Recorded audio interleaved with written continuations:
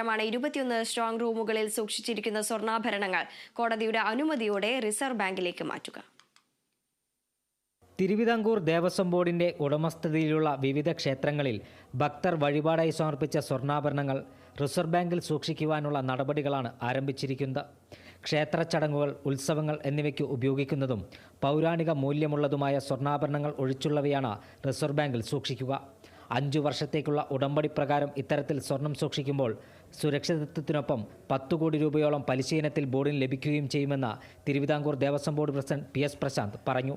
ഏതാണ്ട് 535 കിലോഗ്രാം സ്വർണം ഈ പദ്ധതിയിലേക്ക് മാറ്റാൻ കഴിയുമെന്നാണ് ഞങ്ങൾ വിചാരിക്കുന്നത്.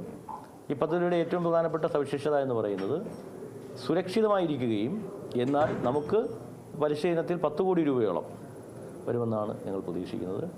അതിനു വേണ്ടിയിട്ടുള്ള പ്രോസസ്സിംഗ് നടന്നുകൊണ്ടിരിക്കുകയാണ്. നമ്മുടെ ബഹുമാനപ്പെട്ട തിരുവാഭരണ കമ്മീഷണറാണ് ഇത് കൈകാര്യം ചെയ്യുന്നത്. തിരുവാഭരണ കമ്മീഷണറുടെ നേതൃത്വത്തിലാണ് ഇത്തരം പ്രവർത്തനങ്ങൾ പുരോഗമിച്ചുകൊണ്ടിരിക്കുന്നത്.